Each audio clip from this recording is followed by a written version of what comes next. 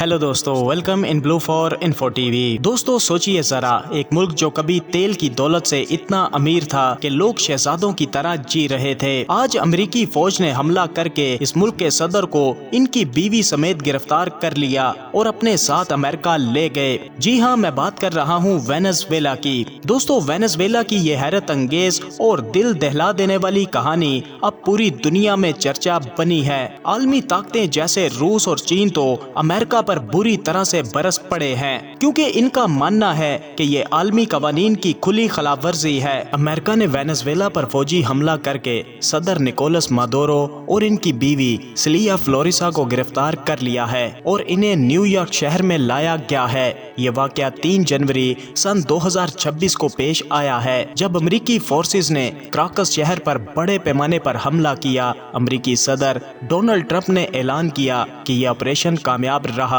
और मादुरो को मंशियात की स्मगलिंग, हथियारों और नार्को टेररिज्म के इल्जामात का सामना करने के लिए अमेरिका लाया गया है। मादुरो और इनकी बीवी ने न्यूयॉर्क की अदालत में खुद को बेगुनाह करार दिया है। ट्रंप ने कहा है कि अमेरिका अब कुछ वक्त के लिए वेनेजुएला की हुकूमत को चलाएगा और मुल्क के तेल के वसाइल पर भी कंट्रोल करेगा। इस हमले पर रूस और चीन और कई दीगर मुल्कों ने अमेरिका की शदीद मजम्मत की है और इसे आलमी कवानीन की खिलाफवर्जी करार दिया है। वेनेजुएला में मादुरो की नायब सदर को अबूरी सदर बना दिया गया है। ये एक बहुत बड़ी तब्दीली है जो दुनिया की सियासत पर गहरा असर डाल सकती है। क्या ये अमन लाएगा या मजीद तनाव बढ़ाएगा, ये तो अब वक्त ही बताएगा। जब से वेनेजुएला में कुदरती तेल के ज़खायर दरियाफ्त हुए हैं, तब से अमेरिका इस पर नजरें गाड़े बैठा था ताकि वो वेनेजुएला के तेल के ज़खायर पर कब्जा कर सके, मगर वेनेजुएला ने अमेरिका को हमेशा इस चीज से बाज रहने की वार्निंग दी। आज तक वेनेजुएला में हुकूमतें गिराना और बनाना अमेरिका का ही काम था और सदर मादुरो को भी अमेरिका ने ही वेनेजुएला का सदर बनाया था, मगर मादुरो ने अमेरिका की कई बातों पर इनकार किया। इसी वजह से अमेरिका ने वेनेजुएला जैसे मुमालिक पर कई 100 पाबंदियां आयद कर रखी थीं। अब कुछ दिनों के लिए अमेरिका ही वेनेजुएला की भागदौड़ संभालेगा, तो ऐसे में इस मुल्क का मुस्तकबिल क्या है? उम्मीद की किरण जगमगाएगी या और अंधेरे छा जाएंगे? तो आज की इस वीडियो में हम इस मुल्क की गहराई में उतरते हैं, इसकी तारीख, लोगों की जिंदगी, खूबसूरत जगहों और इन सब बातों को करीब से देखते हैं। तो बस आप वीडियो के एंड तक साथ बने रहिए, और अगर आपने अभी तक इस channel blue for info TV को सब्सक्राइब नहीं किया तो जल्दी से चैनल को सब्सक्राइब करके साथ बेल नोटिफिकेशन को भी ऑन कर दें। दोस्तों वेनेजुएला दुनिया के बड़े मुमालिक में से एक है और इसका कुल रकबा तकरीबन 9,16,000 मुरब्बा किलोमीटर है।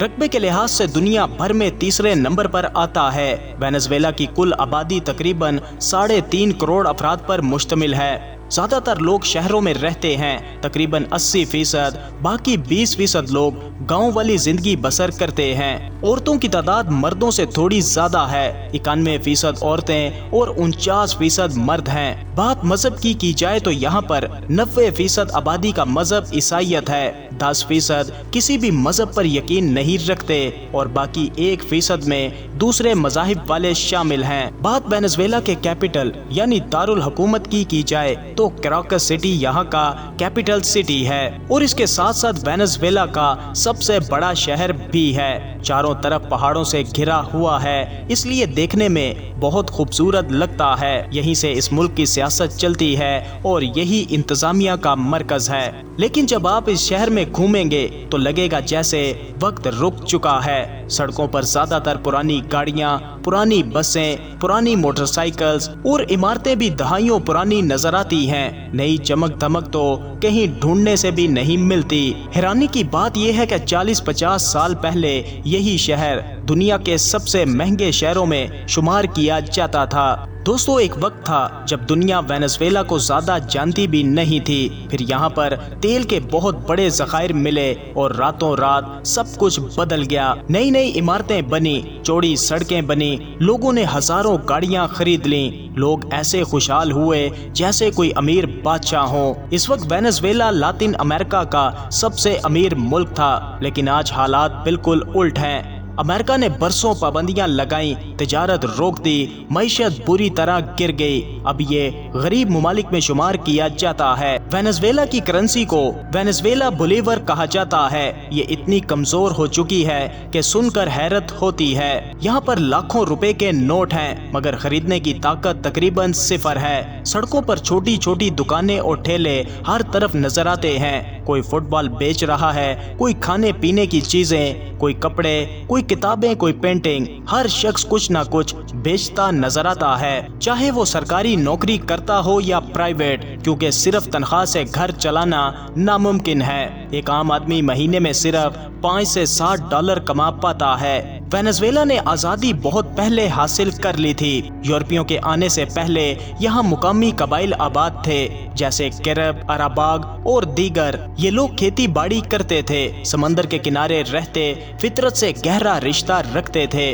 फिर कोलंबस आया, स्पेनिश ने कब्जा किया, सकाफत बदल गई। आज़ादी की तहरीक चली तो साइमन बोलीवर ने क़यादत की, जिन्हें दुनिया दी लिबरेटर कहती है। यहाँ के लोगों को नाच गाना बहुत पसंद है। एक बार तो जेल में कैदियों के लिए नाचने की जगह भी बनाई गई थी। मौसीकी और डांस इनकी जिंदगी का बड़ा हिस्सा है। वेनेजुएला की लड़कियां दुनिया की सबसे खूबसूरत लड़कियों में शुमार की जाती हैं। कई बार मिस यूनिवर्स और मिस वर्ल्ड के खिताब जीत चुकी हैं। आपको पुरानी क्लासिक गाड़ियों का शौक है तो यहाँ पर जन्नत है। सड़कों पर 1950 या 60 की कारें अब भी चलती नजर आती हैं। बहुत सी कारें तो अब टैक्सीज बन चुकी हैं और एक साथ इसमें कई लोग बैठ सकते हैं। दोस्तों, वेनेजुएला का मशहूर परिंदा हार्पी ईगल है। बहुत बड़ा और ताकतवर, आजादी की अलामत माना जाता है। यहाँ के खानों में केलों को तलकर बनाई जाने वाली डिश, लोकल बर्गर और एक खास रोटी बहुत पसंद की जाती है, जो घरों में रोज सुबह नाश्ते में बनती है।